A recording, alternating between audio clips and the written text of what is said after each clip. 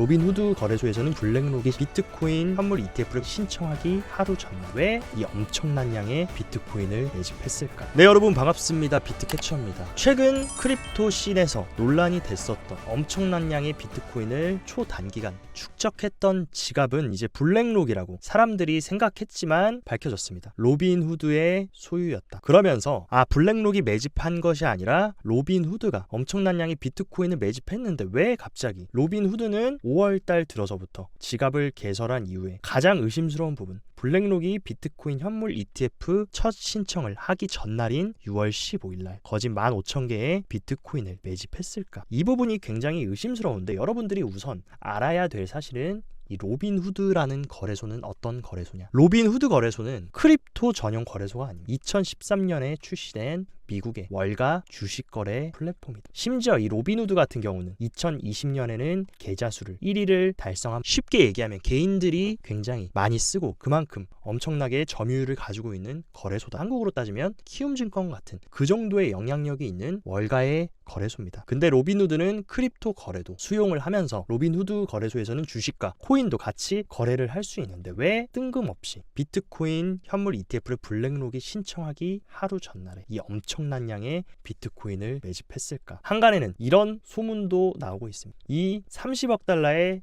비트코인을 매집한 고래가 로빈후드를 통해서 블랙록에 구매 대행을 했다. 저는 이 주장도 충분히 가능성이 있다. 왜냐하면 로빈후드의 지분을 블랙록이 굉장히 많이 가지고 있고 로빈후드가 누구에게 지원을 받고 있냐? 바로 블랙록에게 지원을 받고 있다. 충분히 블랙록이 대놓고 본인들이 매집하기보다는 이런 식으로 로빈후드를 통해서 블랙록이 원하는 만큼의 수량을 구매 대행해줬을 수가 있다. 라는 부분도 충분히 저는 합리적인 의심이라고 생각하고, 설령 그게 아니라고 해도 최근 또 굉장히 의미심장한 내용이 수면 위로 올라왔는데 2022년 4분기에 코인베이스 프로 OTC, 보통 이 코인베이스 프로는 개인이 아니라 기관들만 거래를 할 수 있는 플랫폼입니다. 특히나 그리고 OTC는 장외 거래를 통해서 엄청난 수량의 비트코인을 매집한다. 근데 21만 개 이상의 비트코인이 코인베이스 OTC 장외 거래에서 거래가 됐다. 제가 개인적으로 생각했을 때 이번에 밝혀진 지갑이 블랙록의 지갑이 아니다 라고 한다면 블랙록은 이미 작년 말 FTX 사태 대폭락이 오고 최저점 바닥권인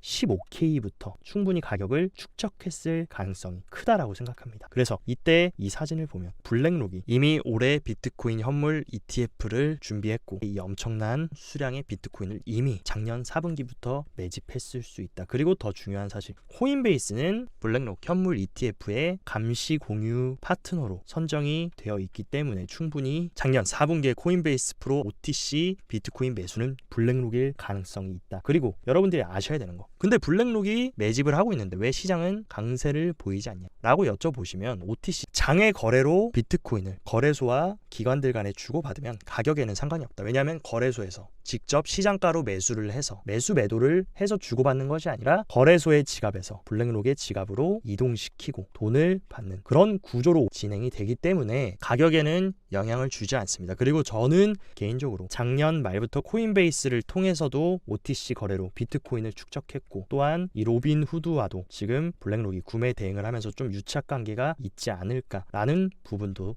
생각을 하고 있습니다. 한 지갑보다는 여러 개의 지갑으로 분산을 해서 축적하는 것이 개인들의 눈을 피해 갈 수도 있고 그들이 조금 더 편안하게 원하는 수량을 축적할 수 있는 방법이다. 왜냐하면 지갑 같은 경우는 다 트랜잭션 기록이 남고 추적이 가능하기 때문에 이 추적을 피하기 위해서 블랙록은 지금 분산을 해가지고 본인들이 원하는 수량을 축적해 나갈 것으로 생각을 하고 있습니다. 그리고 오늘부터 목금토 연달아 잭슨홀 미팅을 앞두고 있는 만큼 우리가 조금 매크로에도 집중을 해야 되는데, 최근 미 증시부터 비트코인이 반등했던 가장 큰 원인이 뭐였냐? 바로 경기 선행지수라고 불리는 이 PMI 지수가 유로존부터 미국까지 이런 식으로 PMI가 모두 예측치를 하회하면서 향후에 경기 침체가 올 수 있다, 경기가 약세 흐름을 볼 수도 있다라는 것을 좀 시사를 해줬고, 이에 따라서 반사 효과로 경제가 약해질 수 있기 때문에 연준이 지금처럼 강력한 긴축, 강력한 통화 정책을 유지하기는 어려울 수도 있다 라고 하면서 향후에 있을 FOMC에서 연준이 추가 금리 인상을 하는 것이 아니라 동결하면서 조금씩 긴축 정책을 완화시키지 않을까라는 기대감이 반영이 되면서 나스닥이 어제 이런 식으로 장대 양봉을 만들어주고 이 하방 트렌드 라인을 확실하게 돌파를 해준 상황입니다. 특히나 오늘 잭슨홀 미팅을 앞두고 있는데도 나스닥 선물이 상승하는 움직임을 보여주면서 증시가 이런 식으로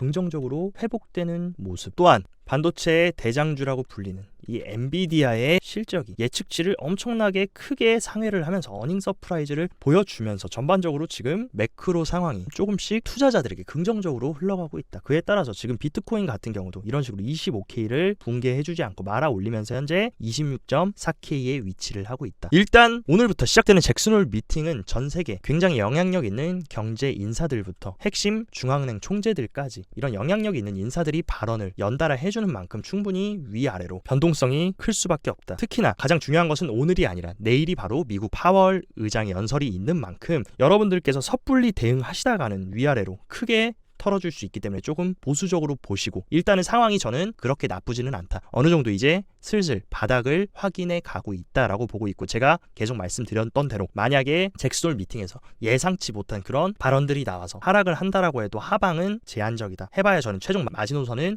24.7K 정도로 보고 있고, 이 구간만 훼손하지 않으면 이 박스권 안에서 횡보를 하고 나서 다시 상승 파동을 조만간에 다시 그려주지 않을까라고 생각을 하고 있고, 확실하게 좀 추세가 반전이 되려면 최근 두 번이나 저항을 받고 내려왔던 이 26.8K 이 위로 비트코인 일봉이 종가로 안착해주면 이때부터는 조금 여러분들이 긍정적으로 시장을 좀 봐도 되지 않을까. 그 전까지 26.8K 위에 안착하기 전까지는 조금 보수적인 투자자분들은 관망하시고, 중장기로 대응하시는 분들은 제가 말씀드린 대로 24.7K까지는 분할로 계속해서 우리가 축적해가기에 굉장히 좋은 자리다. 이 부분 명심하시고, 또한 현재 제가 지금 시장을 나름대로 어느 정도 좀 바닥이 나온 거 조금 있으면 피벗하면서 이번 잭슨홀 미팅이 지나고 나면 긍정적인 흐름으로 갈 것 같다라고 말씀드리는 이유는, 이 월가의 비트코인 간접 투자 상품이라고 불리는 마이크로 스트래티지 차트를 보면 마이크로 스트래티지가 늘 지지를 받았던 굉장히 강한 추세선의 지지를 받고, 이런 식으로 거래량을 동반해서 장대 양봉이 출현하면서 최근 마이크로 스트래티지도 나스닥이 빠지면서 이런 식으로 영향을 받았지만 피벗해주는 움직임, 일단은 확실하게 이 하방 트렌드 라인을 돌파해주고 안착해야 확실하게 추세 반전이라고 볼 수는 있지만, 어쨌든 이런 식으로 장대 양봉으로 전일 음봉을 잡아먹으면서 장악형 패턴을 보여줬다라는 거, 저는 굉장히 의미가 깊다라고 생각하고, 또한 최근 의심스러운 게 이 블랙록이 원래 마이크로 스트래티지의 최대 주주였습니다. 근데 블랙록이 최근에 11반기에 엄청난 스트래티지 주식을 추가 매입하면서 기존에 가지고 있던 스트래티지 주식 물량의 20%를 추가했다. 블랙록이 왜 하필 이 시기에 스트래티지 주식을 이런 식으로 추가 매집했을까? 특히 마이크로 스트래티지가 이런 식으로 저점 눌림목에서 왜 매집했을까? 이 부분에 대한 물음표도 던져본다라고 하면 조금 큰 프레임에서 방향은 어느 정도 지금 월가 세력들이 힌트를 주고 있다라고 보고 있고, 또한 마이크로 스트래티지와 함께 월가의 크립토 간접 투자 상품이라고 불리는 코인베이스 차트도 보면 계속해서 저항을 받았던 이 하방 트렌드 라인을 확실하게 지금 양봉으로 돌파를 해준 흐름. 그렇기 때문에 이 추세를 다시 하방 이탈하지 않고 잘 지지하면서 이 장대 양봉의 시가만 잘 지켜준 가격을 만들어 준다라고 하면 저는 충분히 상승 1파와 조정 2파 이후에 새로운 상승 3파 흐름으로 갈 수 있는 그런 자리라고 판단이 됩니다. 그만큼 지금 스트래티지와 코인베이스가 둘 다 굉장히 추세를 피벗해주려는 좋은 차트 흐름을 그리고 있는 만큼 기술적으로도 어느 정도 이제 바닥에 다다랐다는 부분을 우리가 또 확인을 할 수가 있습니다. 또한 대표적인 비트코인 디커플링 차트인 이 달러 인덱스도 지금 연일 상승하면서 올라가고 있지만, 어제 이런 식으로 굉장히 영망치형으로 음봉이 꼬리를 길게 달고 내려온 만큼 지금 어쨌든 간에 하방 압력이 조금 작용이 되고 있다. 물론 이 꼬리를 다시 돌파해서 올라간다라고 하면 달러 인덱스 104까지는 열어놔야 된다. 하지만 이 구간 넘지 못하면 이런 식으로 포물선을 그리면서 달러 가격도 내려가고, 달러가 내려간다면 증시와 비트코인도 조금 힘을 내줄 수 있는 어떤 그런 시기적으로 좀 맞물리는 구간이다라고 생각하기 때문에 이번 잭슨홀 미팅만 큰 문제 없이 잘 넘어간다면 조금 긍정적인 흐름 우리가 8월 말부터 좀 볼 수 있지 않을까라고 개인적으로 보고 있습니다. 또 오늘 엄청난 기사가 나왔는데, 이 솔라나 페이가 쇼피파이와 파트너십을 맺었고, 어떤 결제입니까? USDC 결제를 위해서 플러그인 통합을 했다. 근데 여기서 우리가 물음표를 던져야 되는 거, 이 쇼피파이가 어떤 기업입니까? 미국 전체 전자상거래의 10%, 20%는 어마어마한 수치입니다. 이거를 차지하고 있고 세계 경제 활동 규모는 4,440억 달러에 달한다. 그만큼 전 세계적으로 영향력 있는 거래 시스템인데, 여기에 지금 솔라나가 통합을 한 게 중요한 게 아니라 USDC 결제를 위해서, 그 얘기는 뭡니까? 제가 항상 말씀드리는 거, 미국은 지금 중국발 스테이블 코인을 죽이고 자국 스테이블 코인인 USDC와 페이팔, 최근 신규 출시한 페이팔 스테이블 코인을 전 세계에 유통시키고 확장시키면서 지금 스테이블 코인 패권을 잡으려고 엄청나게 노력을 하고 있다. 이런 식으로 지금 USDC가 테더에 비해서 점유율을 많이 뺏기고 있는데 이 점유율을 다시 가져가려는 그런 노력을 보여주고 있고, 또한 USDC가 최근 어떤 일이 있었습니까? 코인베이스가 USDC의 지분을 매입하면서 세계는 전 세계적으로 경제적 자유를 높이는 데 도움이 되는 안정적인 코인을 위한 안정적인 인프라가 필요하다. 인프라를 깔겠다라고 브라이언 암스트롱이 얘기했고, 여기에 태그를 해준 게 USDC 발행사인 서클 CEO 제레미 알레어를 태그를 해줬다. 그래서 전 세계에 이 USDC를 유통하는 거, 코인베이스와 서클이 손을 잡고 전 세계에 유통을 하고, 더 중요한 사실, 이 서클의 USDC는 누가 준비금을 보관하고 있습니까? 계속 지겹도록 들었던 블랙록과 BNI 멜론이 USDC의 배후에 있다. 그리고 또 거기다 연결되는 거, 이번에 USDC에 지분을 매입한 코인베이스는 블랙록과 어떤 관계입니까? 블랙록의 이번 현물 비트코인 ETF의 감시 공유 파트너다. 그리고 여기에 이제 나스닥이 블랙록 현물 비트코인 ETF를 SEC에 신청한 건데, 여기서 조금 더 깊게 들어가서 나스닥은 뭡니까? 나스닥은 현재 SEC와의 비트코인 현물 ETF 소송을 하고 있는 그레이스케일의 오너, 디지털 커런시 그룹의 대주주다. 그리고 디지털 커런시 그룹은 코인베이스를 보유하고 있다. 그렇기 때문에 이 월가 기관과 DCG 그룹은 뭔가 대립하는 것 같이 보이지만 결국에는 한통 속이고, 이 디지털 커런시 그룹의 최대 주주가 마스터카드고, 이 마스터카드를 만든 사람들이 누굽니까? 웰스파고, 유니온뱅크, HSBC, 시티뱅크, 이런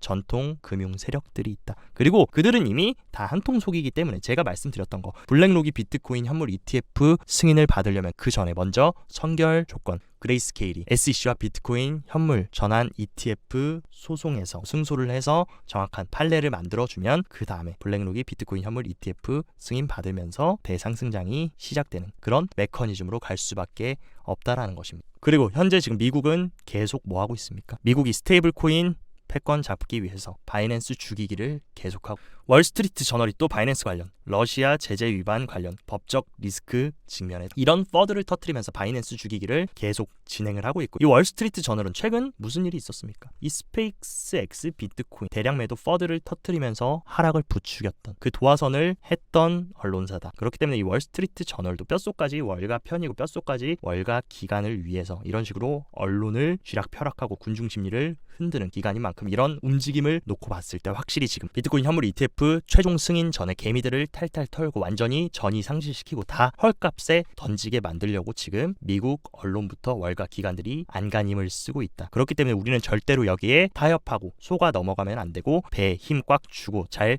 구축해 나가야 된다. 그 말씀 드리고 싶습니다. 또한 온체인 데이터 상으로도 굉장히 재밌는 게, 최근 이런 식으로 비트코인 가격이 하락할 때 10개에서 10,000개 이상을 보유하고 있는 고래와 상어 지갑들이 11,600개의 비트코인을 계속 축적했다. 개인들이 던질 때 이런 고래와 상어들은 계속 바닥에서 분할 매수하면서 제가 말씀드린 대로 개인들과 반대로만 해도 투자에 실패할 일이 없다. 반대로 지금 계속해서 고래들은 행동을 하고 있다. 또한 최근 4개의 이더리움 고래 지갑에서 엄청난 양의 이더리움을 지금 계속해서 축적을 하고 있습니다. 심지어 이더리움은 비트코인보다 더 많이 지금 하락하고 있는데, 이 고래들은 계속해서 비트코인을 엄청난 수량을 매집을 하고 있다. 이런 움직임들을 놓고 봤을 때 무조건 뭐 지금이 최저점, 찐 바닥이고 비트코인이 지금부터 뭐 V자 반등해서 30K, 40K 갈 거다. 이 부분은 여러분들한테 장담을 드리진 못하지만 어쨌든 부정할 수 없는 사실은 단 하나. 투자의 진리가 뭡니까? 무릎에서 사서 어깨에서 팔아라. 지금 자리는 무릎 이하고 저평가되어 있는 자리라는 것은 분명하고, 무릎 이하에서 산다라고 하면 물론 여기서 더 빠져서 발목까지 가고 발바닥까지 간다라고 해도 결국엔 뭡니까? 우리는